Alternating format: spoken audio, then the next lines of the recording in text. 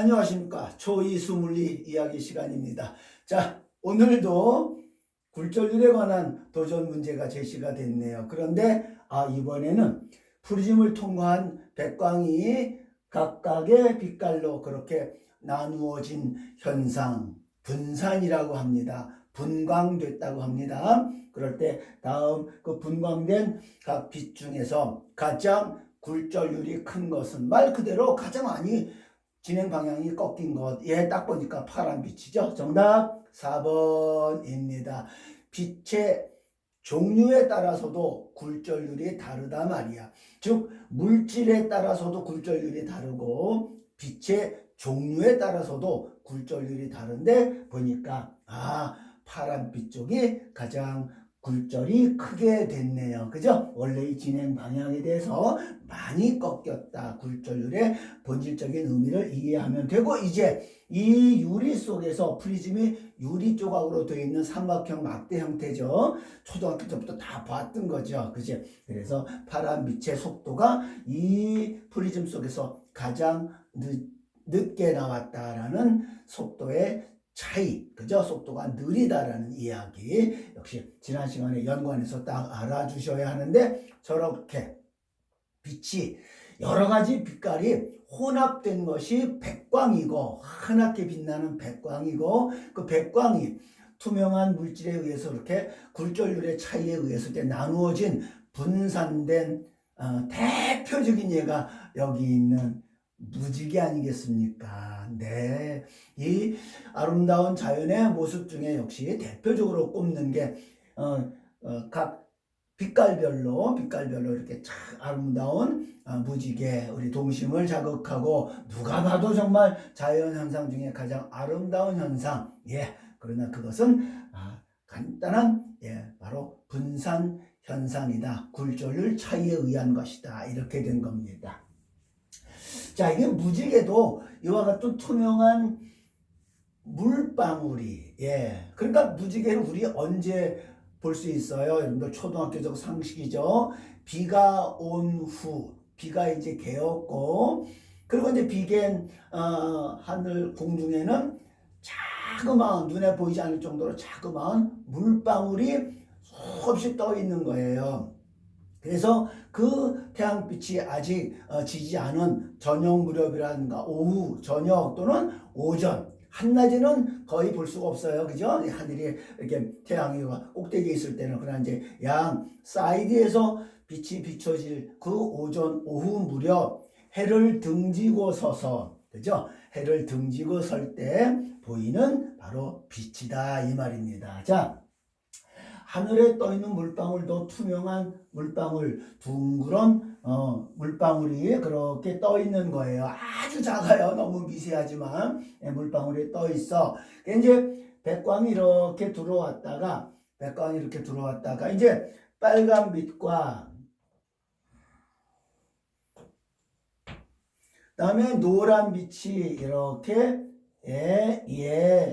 또 파란 빛이 그렇게 분산이 되어 이렇게 분산이 되는 겁니다. 그래서 우리 눈에 들어오는데, 우리 눈의 위치는 맨 위에 있는 물방울의 맨 아래쪽이 바로 그게 바로 빨간 빛이거든요. 이게 이렇게 보는 거예요. 이렇게 보는 거예요. 빨간 빛.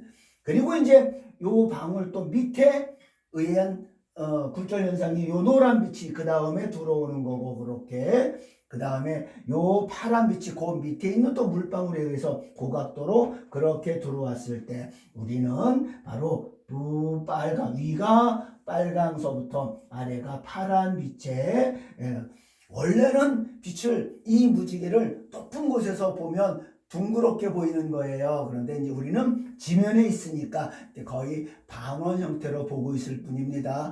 혹여 비행기 타고 가다가 비가 갠 후 혹시 우연하다고 하늘에서, 공중에서 무지개를 한번 봐볼 기회가 있으면 좋겠습니다. 동그랗습니다. 자, 이렇게 해서 무지개가 아름답게 보이는 이유가 되는 것, 단순한 빛의 굴절률의 차이에 의한 것이다. 자, 그러하니 굴절률의 차이로 분산되는 경우를 한번 또 연습을 한번 해보죠. 자, 이제 공기 중에서 백광이 들어갔어요. 공기 중에서 백광이 들어갔습니다. 그럴 때 이렇게 굴절되고 이렇게 굴절되고 이렇게 굴절된 빛으로 빛이 나누어지는 걸 분광됐다 합니다. 그럴 때 이게 굴절이 큰 거 아니에요. 그게 바로 파란 빛이다 이 말입니다. 자, 빨간 빛은 그렇게 굴절됐을 때 조금, 노란 빛이 좀 더 많이 굴절되고, 그리고 파란 빛이 제일로 굴절률이 크다. 파란빛, 바깥쪽 보랏빛, 남빛 이렇게 굴절되는 현상이 바로 빛의 종류에 따라서도 굴절률이 다르고 파란빛이 굴절률이 크다 이렇게 된 거죠. 그래서 앞 시간에 전자기파 할 때, 우리 전자기파 이야기할 때 가시광선, 그 다음에 적외선, 자외선, X선, 감마선 그랬을 때 요렇게 갈수록 우리 한번 다뤄본 적이 있죠. 여기까지 보면 이게 바로 파장이 짧고 진동수는 반대로 크고 에너지도 크고 그 다음에 굴절률도 크다. 이제 이 얘기가 여기서 되는 거란 말이야. 이 얘기가 굴절률이 크다. 이제 다음에 이야기 중에 이제 회절성도 나와요. 회절성은 작다. 이제 이 5가지 기본적인 물리량들 개념을 잡으시면 되는 거예요. 근데 그 중에 굴절률이라는 게 이 그림을 보고 우리 알 수 있는 거예요. 짠짠짠. 한 번 더 연습하겠습니다. 그렇다면 빨간 빛이 이렇게 여기가 이제 공기 중일 때 여기가 이제 다른 물질에서 벌어진 거죠. 유리라고 하겠습니다. 그럼 이제 유리 속에서 빨간 빛이 나와서 그것이 어떻게 갈까요? 그렇게 갈 때, 이렇게 갈 때, 자, 바로 노란 빛이 이렇게 와서 같은 각으로 나가고, 그리고 파란 빛이 그렇게 와서 그렇게 같은 각으로 나가서 여기서는 모두 합쳐진 혼합광, 백광이 되는 거고, 여기서는 이제 바로 합쳐진 빛, 환한 백광이 되는 거고, 이렇게 거꾸로 여기서 나갈 때도 똑같은 굴절률 차이가 이렇게 보인다는 겁니다. 물론 사실은 여기서부터 이제 굴절의 시작이거든요. 물질 속으로 들어갔을 때부터. 그때 요 상황과 요 상황의 과정은 안 보여요. 그죠? 이 과정은 안 보이고, 여기다 이제 쫙 흰 백지를 놓으면 거기에 이제 빨주노초 파란보가 무지개 빛깔이 거기 쫙 이렇게 보이는 그 결과만 우리가 사실 보고 있는 거예요. 요 과정은 사실은 보이지 않습니다. 그죠? 이것도 역시 이 과정은 보이는 게 아니고, 그죠? 굴절을 구분하기 위해서만 제가 그린 겁니다. 그렇다면 짠짠짠짠짠. 자, 진짜 도전과제 한번 해볼까요? 그렇게 원빛이 그렇게 여기서 이제 같은 각으로 들어왔어. 여기서 이제 같은 각으로 들어왔어. 3가지 빛이 여기서 같은 각으로 들어갔을 때 이렇게 꺾여 나온 경우라면, 물론 이제 여기가 공기 중이고 당연히 여기가 이제 유리 속인 거죠. 다 요 각보다는 크게 나왔잖아요. 그죠? 굴절률이 작은 매질. 네, 또 이제 이 빛깔이 또 구분될 거라며. 자, 어느 게 빨간빛을 꺾이는 거. 속도의 변화가 작은 거, 이게 이제 빨간 빛이지. 뭐 이게 빨간 빛이고, 각의 변화가 큰 거, 이게 노란 빛이고, 그리고 이게 바로 파란 빛이더라 이 말입니다. 됐죠? 그렇게 해서 3-4번 연습해 봤으니까 빛의 종류, 빛깔에 따라서도 굴절률이 다르다. 그러면 왜 또 그럴까? 궁금한 사람은 진짜 물리할 사람들이에요. 그죠? 네. 앞서 그렇게 얘기했습니다. 자, 이 참 빛이 원자를 알면서 빛의 여러 가지 다양한 현상들을 우리가 이해할 수 있게 됐고, 그건 이제 겨우 100년밖에 안 됐다 이 말입니다. 사실 이 실험을 최초로 많이 한 사람은 뉴턴이에요. 뉴턴이 어린 시절부터 그 프리즘 갖고 유리 조각 갖고 빛이 쫙 아름다운 무지갯빛으로 갈라지는 현상을 최초로 기록에 남기고 연구한 사람이 뉴턴이니까요. 근데 뉴턴도 왜 그러냐는 뭐 답을 할 수가 없었죠. 결국은 100년 전 1900년대 초반에 와서야 원자 구조가 밝혀지면서 다 알아낸 거라니까. 원자 구조, 양자역학, 이제 이걸 통해서 우리가 저 아름다운 무지갯빛이 도대체 어떻게 일어나는 그 원리를 알게 된 거라고 했어요. 자, 봅니다. 다시 한번 얘기지만 바닥 상태라고 합니다. 가장 핵과 가까이 있었던 전자가 그 낮은 에너지 단계를 돌다가 여기 이제 빛을 받으면 빛을 흡수하면 이게 이제 들떴다가 필요 없으면 되내뱉고 다시 안정된 바닥 상태로 돌아가는 퀀텀 점프 이야기 우리 충분히 굴절 시작 이야기에서 들어보셨죠? 네. 자, 그거예요. 근데 거기에 이제 빛의 종류에 따라서 조금 아까 또 지웠네요. 이렇게 머리가 나쁘면 손발이 피곤한 거예요. 이게 참, 또 여기서 쓴다고 해놓고서 또 다 지워버렸네. 자, 가시광선, 적외선, 자외선, 이렇게 갈수록 파장이 길고, 진동수가 작고, 파장이 짧고, 진동수가 크고, 참 그 헷갈리기 쉬워요. 그죠? 그러니까 차분히 서둘지 말고 선생님도 앞에서 했던 많은 강좌 중에 그 사소해 보이는 실수를 좀 하지요. 그렇습니다. 이게 원숭이도 나무에서 떨어지는 거야. 파장이 짧고 진동수가 크고 진동수가 큰 빛이 에너지가 큰 빛이라는 거는 나중에 배워요. 양자역학의 핵심이 여기 들어 있습니다. 빛이 갖는 에너지는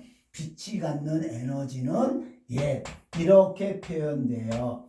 네, 이거는 뭐 플랑크 상수라고 배웁니다. 요게 바로 주파수, 진동수, 프리퀀시. 그래서 진동수가 큰 빛이 바로 에너지도 크다 이 말입니다. 그러니까 이렇게 갈수록 에너지가 큰 빛이고 가시광선 여기 또 여기가 빨간빛, 여기가 노란빛, 여기가 파란빛, 보랏빛 그러면 이렇게 갈수록 진동수가 큰 빛이다. 에너지도 크다 이 말이야. 빨간 빛이 에너지적으로는 작은 빛이다 이거야. 요 정도의 에너지 차이, 그 정도를 들떴다가 떨어지고 재방출하는 것이 빨간 빛일 때, 노란 빛은 좀 더 에너지가 커서요. 이게 높이 들떴다가 재방출을 해요. 노란 빛을 받을 때. 역시 파란빛이 에너지가 제일 큰 빛이고 파란빛을 받은 전자는 더 높게 들떴다가 재방출하는 이 과정 때문에 속도 차가 있어요. 이렇게 하는 거하고 이렇게 하는 거하고 역학적인 비유죠. 그래서 간단하게 빨간 빛보다 파란 빛이 시간이 오래 걸려서 재방출이 되는 그것 때문에 더욱 이물질 속에서 속도가 느려지고 그래서 굴절률이 큰 걸로 나타나는 것이다 이 말입니다. 이 정도면 우리 굴절 첫 시간에 했던 그 물질과 빛의 관계를 적용해서 충분히 이해할 수 있는 거죠. 그렇습니다. 그래서 파란 빛일수록 에너지가 큰 빛이기 때문에 들뜬 정도가 컸다가 재방출이 되는 그런 시간적 갭이 커요. 그래서 물질 속을 늦게 나오기 때문에 이와 같이 갈라져서 분산되어서 늦게 나온다는 거죠. 그러니까 예를 들어서 이 얘기예요. 평면 유리 조각을 향해 백광이 들어갔어도 빨간 빛이 속도가 좀 빨라. 느려졌지만 빨라. 노란 빛이 좀 더 늦게 나오고 파란 빛이 제일로 많이 늦게 그래서 갈라진단 말이야. 이 안에서. 그러니까 굴절의 시작은 여기고 속도가 달라지고 더욱 속도가 느려진 것은 요 파란 빛이고 그래서 그 차이가 이제 빛깔별로 그렇게 구별되어서 나오게 됐더라 이 말입니다. 됐습니까? 굴절의 이유, 속도차 다시 한번 기본 개념들을 확인해 봤네요. 자, 유리 조각을 향해서 프리즘을 향해서 백광이 들어가서 빨간 빛이 그렇게 노란 빛이 그렇게 분광이 됐어요.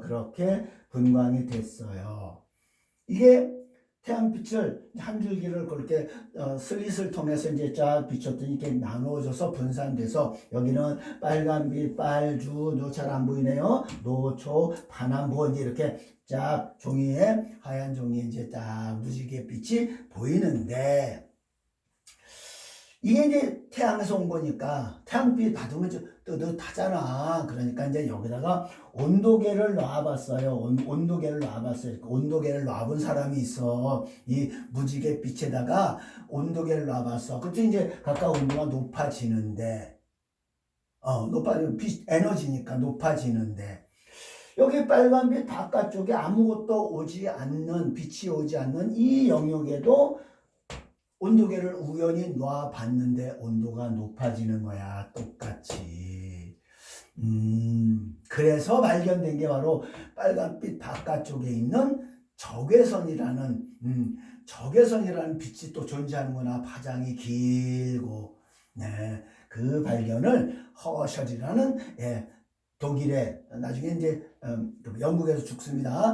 허셜이라는 천문학자가 이걸 발견해요. 네, 적외선의 의미. 눈에 안 보이지만 여기에도 눈에 보이지 않는 빛이 온다. 빨간색 바깥쪽 적외선 이렇게 된 거야. 파란색, 남색, 보라색 바깥쪽도 역시 자외선 이와 같은 방식으로 해서 전자기파의 종류가 점차 폭이 넓어지게 된 거야. 적외선, 자외선. 예. 짜잔. 이렇게 빛깔마다 굴절률이 달라서 그렇게 나누어진 분광된 것을 활용하는 것이 어디일까요? 이게 바로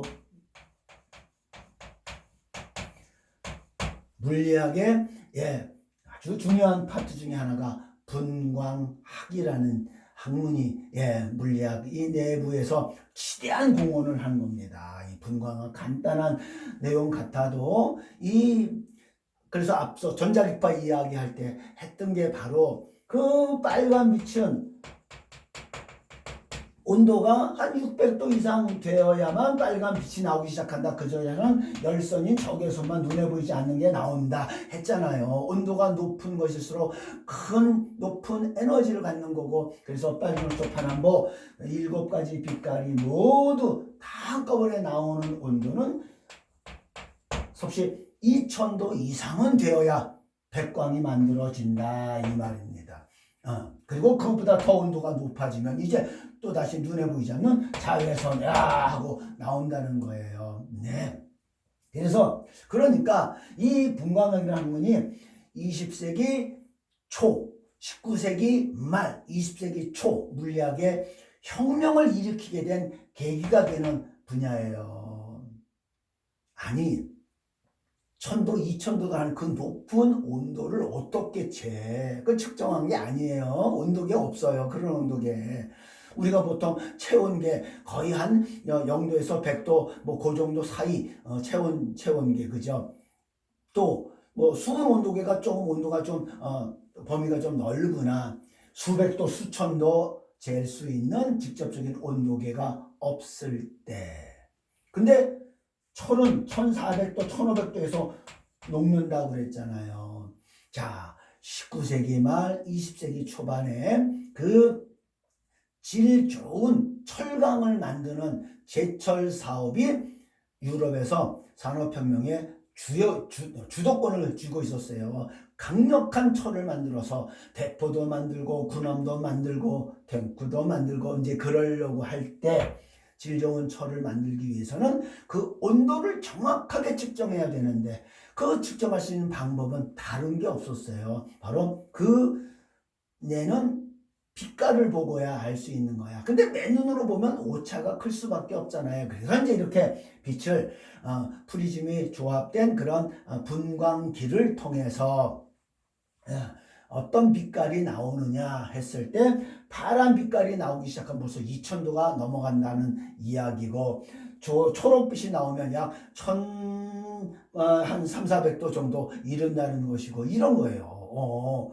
그것이 이제 분광학이라는 거야. 그 분광학이 현대 물리학의 그 양대 그 핵심 중에 하나인 양자역학을 길을 연 거예요. 그래서 그때 얻어진 그 빛의 이와 같은 분광된 것을 우리가 스펙트럼이라고 합니다. 스펙트럼. 그럴 때 이 빨주노초 파란무가 전 파장에 빛이 다 나왔을 때 그것이 자 이렇게 이제 필름에 감광이 되는 거예요. 그래서 빨주노초 파란무가 전부가 나왔을 때 이게 이제 노초 이게 잘 안 그어지네요. 파남부가 이렇게 여기처럼 이렇게 나온 이 스펙트럼을 우리가 모든 빛이 다 연속적으로 나왔다 그래서 이걸 연속 스펙트럼이라고 합니다. 연속 스펙트럼, 연속 스펙트럼 다 나온 거예요. 다 연속 스펙트럼. 빨간 빛에서부터 어느덧 주황빛이 거쳐 노란빛이 거쳐 초록빛 거쳐 파란빛 거쳐 남빛 보라빛까지 끊어짐 없이 연속적으로 쫙 나온 이 빛의 띠를 우리는 연속 스펙트럼이라고 하고요. 그 연속 스펙트럼을 우리 그래프적으로 표현하면 그런 표현이 되는 거예요. 자, 그러니까 주된 이제 가장 밝게 보이는 빛이 여기 태양빛은 바로 이제 노란빛인 겁니다. 네. 그런데 특정한 원자에서 내는 아까 원자 구조 다시 한번 또 그럴게요. 이제 계속 이게 나오는 거예요. 왜? 여기서 빛이 만들어지고 흡수하는 거니까. 네. 그래서 전자가 여기만을 돌 수 있고 중간 이런 데는 전자가 돌 수 없어요. 그랬을 때 아까 빨간 빛은 이렇게 들떴다가 재방출하는 빛이라 그랬죠. 노란 빛은 또 이렇게 파란 초록빛도 그 다음에 파란빛 보랏빛은 이렇게 들떴다가 에너지 갭이 있고 이렇게 해서 만들어진 빛을 원자 단위에서 어떤 빛의 원자라든가 원자 단위에서 방출하는 빛을 딱 잡아보면요 특정한 빛만 나온단 말이야. 이렇게 빨간빛, 노란빛, 파란빛, 초록빛 이렇게 특정한 선으로 나오는 거예요. 이걸 우리는 선 스펙트럼이라고 합니다.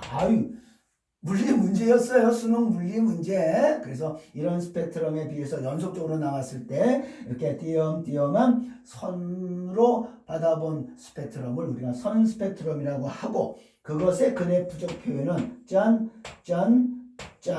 이렇게 고빛만 이렇게 검출된 그래프적 표현인 거예요. 자, 이번에는 발광 다이오드 LED 지난 시간 또 이야기된 바 있었죠. 네, 그 LED에서 나오는 빛은요. 그렇게